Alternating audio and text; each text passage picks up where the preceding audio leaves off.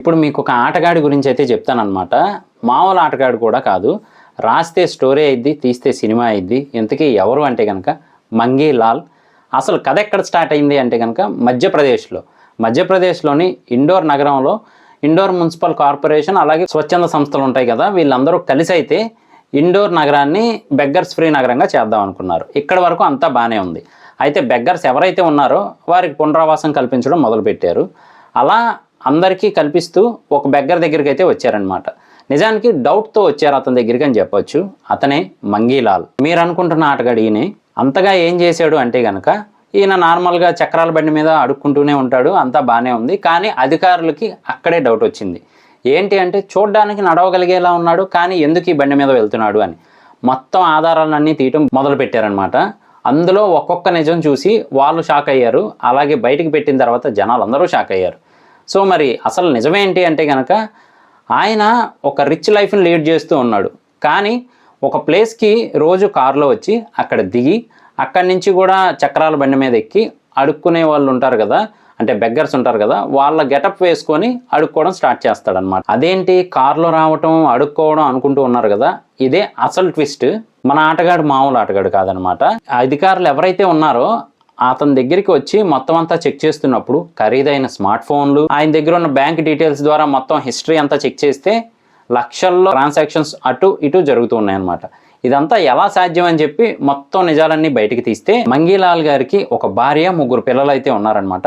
వాళ్ళంతా నార్మల్గా మంచి లైఫే లీడ్ చేస్తూ ఉన్నారు. కానీ ఈయన మాత్రం పొద్దున్నే ఇంటి దగ్గర నుంచి స్పెషల్ డ్రైవర్ కూడా ఉంటారు, ఆ పాయింట్ నోట్ చేసుకోవాలన్నమాట.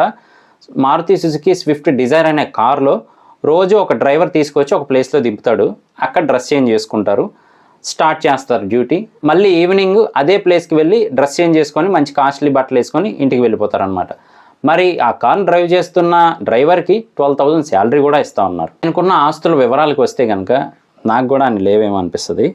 ఇండోర్ నగరంలో మొత్తం 3 ఇళ్ళు ఉన్నాయంట.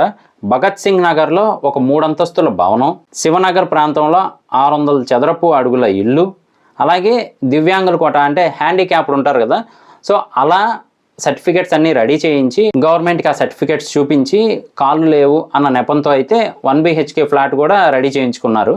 ఇప్పుడు అసలు ట్విస్ట్ అనేది మొదలవుతుంది, చెప్తాను. అది కూడా మిస్ అవ్వకుండా చూస్తూ ఉండండి. ఈ ఆటగాడే ఆస్తులు ఎక్కడితో అయిపోయినాయి అంటే అబ్బే లేదు, ఇంకా 3 ఆటోలు కూడా ఉన్నాయన్నమాట. అంటే రోజు అద్దెకిస్తూ ఉంటారు కదా ఆటోల్ని, అలా తిప్పే ఆటోలు 3 అయితే ఉన్నాయి. అంతేకాకుండా ఆ సరౌండింగ్స్లోనే ఉన్న గోల్డ్ షాపులకి, మిగతా ఏవేవైతే చిన్న చిన్న వ్యాపారాలు పెడుతూ ఉంటారు కదా, వాళ్ళందరికీ కూడా డైలీ ఫైనాన్స్ టైప్లో ఇస్తూ ఉంటారు, లేదా ఇంత మొత్తం అమౌంట్ అని ఇచ్చి దాని మీద వడ్డీ కూడా తీసుకుంటూ ఉంటారు.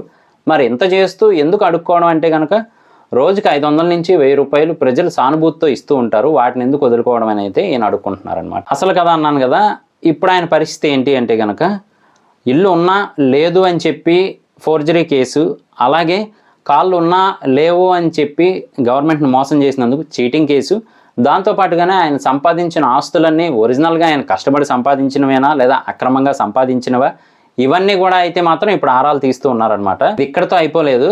ఆ అధికారులందరూ కూడా ఇంటి మీద తనిఖీ చేశారు. అంటే ఇంటి మీదకి వెళ్ళి మొత్తం అంతా చెక్ చేస్తారు కదా, తెలిసిందే కదా. సో ఇంటికి వెళ్ళి మొత్తం చెక్ చేస్తే చాలా డబ్బు అయితే దొరికిందంట. మరి ఆ రేంజ్లో అయితే లైఫ్ లీడ్ చేస్తూ ఉన్నాడు ఆయన. ఏదేమైనప్పటికీ కూడా ఒక పెద్ద ఆటగాడు అని అయితే చెప్పొచ్చు. సో ఇది వీడియో.